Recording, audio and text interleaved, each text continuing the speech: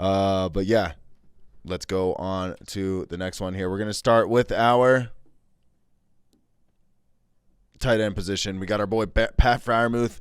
I think this one's pretty easy to say. You got to start Pat Freiermuth. I know. Look, I think it was 4 for 40 and a touchdown last week. It's not a lot of volume, but when it comes to the red zone, Big Ben trusts Pat Freiermuth. Even though he had that fumble a couple weeks ago, he's still this is a guy he's very consistently targeting when it comes down to the red zone. The Steelers just were not in the red zone last week. Yeah. Like, it just was. We just, like, as I'm a Steelers fan, it was the most embarrassing game ever. And there was a couple times we were in the red zone. We threw like a pick six or a pick. I can't remember exactly. But, so yeah, that's why. But I mean, he still, towards the end of the game, was able to get you a touchdown and save you a little bit. I think Pat Freiermuth you have to start him every week. Yeah. Yeah, I agree. I think he's a back-end tight end one, and I think we're just barely scratching the surface of what Pat Freiermuth can be going forward, not only for like his NFL career, but for fantasy football as well. I mean, he's had 5 games in his last 6 games with 10 or more PPR points, and he's had 4 or more receptions in all 6 of those games. So, I mean, he's being heavily utilized in this passing attack. No Juju, Claypool's banged up, Ebron's out again. So, like I said, he's kind of a guy where, you know, Big Ben looks for him, especially when they get in close to the red zone. And, you know, just a tight end with a safe floor. And sometimes I feel like that's, you know, we have these tight ends like Kittle, you know, Darren Waller, Kelsey. You know, these guys are boom tight ends. And then sometimes you have tight ends where it's just like, man, I just hope he scores a touchdown. You know, because if not, he's going to get me 2-3 points. And it's very rare that you'll find a tight end outside of like those you know, big name guys who just gives you a safe, consistent floor week in, week out. You know, like, that was kind of TJ Hawkinson last year where, you know, Hawkinson would just get you like 5 catches, 50 yards every single week. It was like automatic. So it was like you weren't winning your weeks necessarily because of TJ Hawkinson last year, but you weren't losing them either. You know what I'm saying? And that's kind of what Pat Freiermuth is here right now. It's like he might not be the reason why you win, but he's definitely not going to be the reason why you lose because he's going to give you a safe floor each and every week. Totally. Love Pat Freiermuth this week. Let's go on to the next tight end here. We got our boy Logan Thomas. I feel like I say that on everyone, our boy. But I like Logan Thomas. We talked about Washington football team. When the tight end, whoever the number 1 tight end is for the Washington football team, they get pretty much 100% snap count.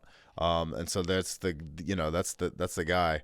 Where are we at? Logan Thomas ended up actually having 79% snap count. John Bates was out there too, but I love Logan Thomas here. I think Taylor Heineke's a great quarterback to watch. I don't think he's we'll see if he's the future for Washington, but in the tight end landscape, I'm not mad at Logan Thomas.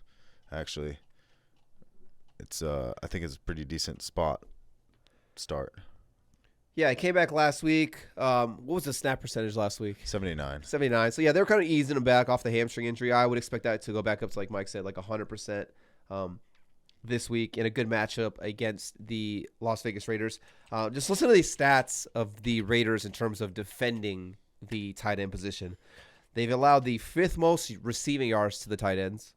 They've allowed the 4th most receptions to the tight ends. And they've allowed the 3rd most touchdowns to the tight ends. So, yeah, this is just green arrows pointing like, hey, Logan Thomas, play me. He was available on a good chunk of waiver wires. I think he was on our waiver wire episode that we did this last week. It's because, you know, he was banged up for so long. He was on IR for, I feel like, almost like 2 months. Finally came back this last Monday Night Football.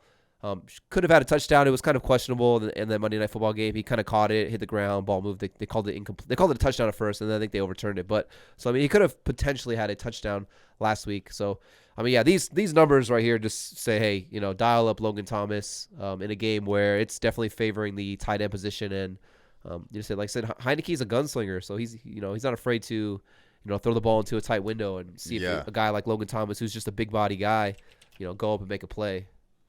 Yeah, I'm truly, Logan Thomas is a good spot. And by the way, it's only 55.4% rostered right now, so Logan Thomas could be available in your league. So if you're in a spot, go ahead and try and see if he's there. Yeah, and like even if you have a good tight end, go grab him because prevent him from playing against you. Yeah, because you never know. Maybe your opponent needs a tight end, and let's say next week, let's say he does go off and he has a good game because all the numbers and all the signs are showing that he should have a good game. He's going to be the hot waiver wire pickup next week.